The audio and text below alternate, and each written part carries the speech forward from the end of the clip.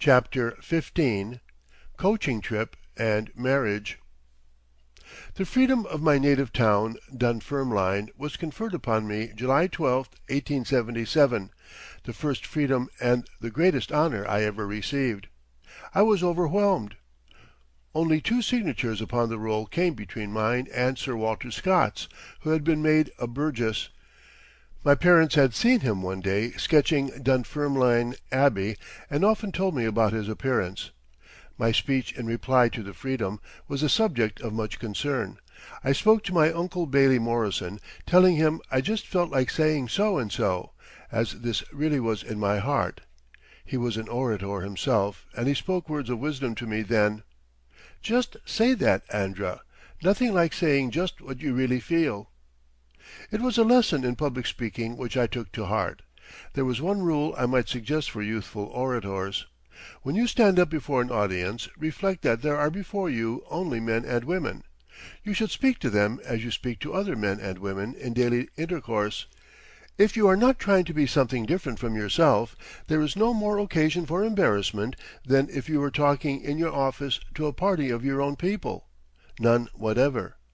It is trying to be other than oneself that unmans one. Be your own natural self and go ahead. I once asked Colonel Ingersoll, the most effective public speaker I ever heard, to what he attributed his power. "Avoid elocutionists like snakes," he said, "and be yourself." I spoke again at Dunfermline, July 27, 1881, when my mother laid the foundation stone there of the first free library building I ever gave.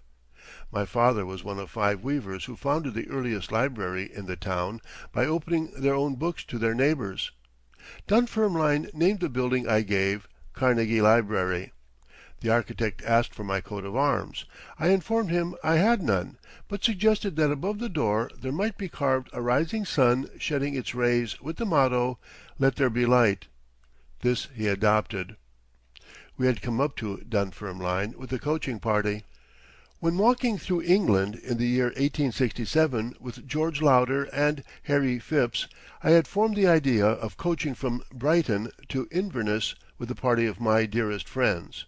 The time had come for the long promised trip, and in the spring of 1881 we sailed from New York, a party of 11, to enjoy one of the happiest excursions of my life. It was one of the holidays from business that kept me young and happy, worth all the medicine in the world. All the notes I made of the coaching trip were a few lines a day in 2-penny pass books bought before we started. As with Round the World, I thought that I might some day write a magazine article or give some account of my excursion for those who accompanied me, but one wintry day I decided that it was scarcely worth while to go down to the New York office, 3 miles distant, and the question was how I should occupy the spare time. I thought of the coaching trip, and decided to write a few lines just to see how I should get on. The narrative flowed freely, and before the day was over I had written between 3,000 and 4,000 words. I took up the pleasing task every stormy day when it was unnecessary for me to visit the office, and in exactly 20 sittings I had finished a book. I handed the notes to Scribner's people and asked them to print a few hundred copies for private circulation. The volume pleased my friends, as Round the World had done. Mr. Champlin one day told me that Mr. Scribner had read the book and would like very much to publish it for general circulation upon his own account, subject to a royalty.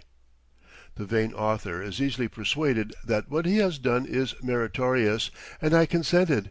Every year this still nets me a small sum in royalties, and 30 years have gone by, 1912. The letters I received upon the publication of it were so numerous and some so gushing that my people saved them and they are now bound together in scrapbook form, to which additions are made from time to time. The number of invalids who have been pleased to write me, stating that the book had brightened their lives, has been gratifying. Its reception in Britain was cordial. The Spectator gave it a favorable review. But any merit that the book has comes, I am sure, from the total absence of effort on my part to make an impression. I wrote for my friends, and what one does easily one does well.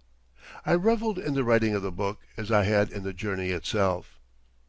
The year 1886 ended in deep gloom for me. My life as a happy, careless young man, with every want looked after, was over. I was left alone in the world. My mother and brother passed away in November, within a few days of each other, while I lay in bed under a severe attack of typhoid fever, unable to move and, perhaps fortunately, unable to feel the full weight of the catastrophe, being myself face to face with death. I was the first stricken. Upon returning from a visit in the East to our cottage at Crescent Springs on top of the Alleghanies, where my mother and I spent our happy summers, I had been quite unwell for a day or two before leaving New York. A physician being summoned, my trouble was pronounced typhoid fever. Professor Dennis was called from New York, and he corroborated the diagnosis. An attendant physician and trained nurse were provided at once. Soon after, my mother broke down, and my brother in Pittsburgh also was reported ill. I was despaired of. I was so low. And then my whole nature seemed to change. I became reconciled, indulged in pleasing meditations, was without the slightest pain. My mother's and brother's serious condition had not been revealed to me, and when I was informed that both had left me forever, it seemed only natural that I should follow them. We had never been separated. Why should we be now?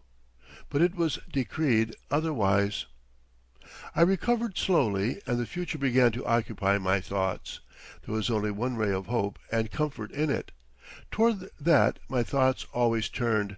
For several years I had known Miss Louise Whitfield. Her mother permitted her to ride with me in the Central Park. We were both very fond of riding.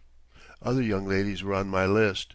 I had fine horses and often rode in the park and around New York with one or the other of the circle. In the end the others all faded into ordinary beings. Miss Whitfield remained alone as the perfect one beyond any I had met. Finally I began to find and admit to myself that she stood the supreme test I had applied to several fair ones in my time. She alone did so of all I had ever known. I could recommend young men to apply this test before offering themselves. If they can honestly believe the following lines, as I did, then all is well. Full many a lady I've eyed with best regard, for several virtues have I liked several women, never any with so full soul, but some defect in her did quarrel with the noblest grace she owed, and put it to the foil, but you, O you, so perfect and so peerless are created of every creature's best. In my soul I could echo those very words. Today, after 20 years of life with her, if I could find stronger words I could truthfully use them. My advances met with indifferent success. She was not without other and younger admirers. My wealth and future plans were against me. I was rich and had everything, and she felt she could be of little use or benefit to me. Her ideal was to be the real helpmeet of a young, struggling man to whom she could and would be indispensable, as her mother had been to her father. The care of her own family had largely fallen upon her after her father's death, when she was 21. She was now 28. Her views of life were formed. At times she seemed more favorable and we corresponded. Once, however, she returned my letters, saying she felt she must put aside all thought of accepting me. Professor and Mrs. Dennis took me from Crescent to their own home in New York as soon as I could be removed, and I lay there some time under the former's personal supervision.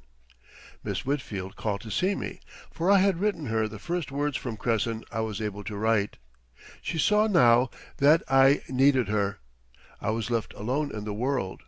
Now she could be in every sense the helpmeet. Both her heart and head were now willing, and the day was fixed. We were married in New York April 22nd, 1887, and sailed for our honeymoon, which was passed on the Isle of Wight. Her delight was intense in finding the wild flowers. She had read of Wandering Willie, Heart's-ease, Forget-me-nots, the Primrose, Wild Thyme, and the whole list of homely names that had been to her only names till now. Everything charmed her. Uncle Lauder and one of my cousins came down from Scotland and visited us, and then we soon followed to the residence at Kilgraston they had selected for us in which to spend the summer. Scotland captured her. There was no doubt about that. Her girlish reading had been of Scotland. Scott's novels and Scottish chiefs being her favorites. She soon became more Scotch than I. All this was fulfilling my fondest dream. We spent some days in Dunfermline and enjoyed them much. The haunts and incidents of my boyhood were visited and recited to her by all and sundry. She got nothing but flattering accounts of her husband, which gave me a good start with her. I was presented with the freedom of Edinburgh as we passed northward, Lord Rosebery making the speech. The crowd in Edinburgh was great. I addressed the working men in the largest hall and received a present from them, as did Mrs. Carnegie also, a brooch she values highly. She heard and saw the pipers in all their glory and begged there should be one at our home, a piper to walk around and waken us in the morning and also to play us in to dinner. American as she is to the core, and Connecticut Puritan at that, she declared that if condemned to live upon a lonely island and allowed to choose only one musical instrument, it would be the pipes. The piper was secured quickly enough. One called and presented credentials from Cluny Macpherson. We engaged him and were preceded by him playing the pipes as we entered our Kilgraston house. We enjoyed Kilgraston, although Mrs. Carnegie still longed for a wilder and more Highland home. Matthew Arnold visited us, as did Mr. and Mrs. Blaine, Senator and Mrs. Eugene Hale, and many friends. Mrs. Carnegie would have my relatives up from Dunfermline, especially the older uncles and aunties. She charmed every one. They expressed their surprise to me that she ever married me, but I told them I was equally surprised. The match had evidently been predestined. We took our piper with us when we returned to New York, and also our housekeeper and some of the servants.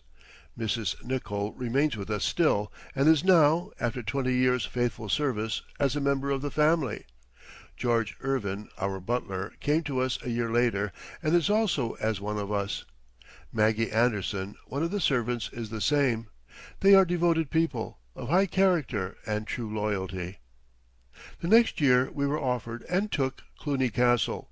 Our piper was just the man to tell us all about it. He had been born and bred there, and perhaps influenced our selection of that residence where we spent several summers.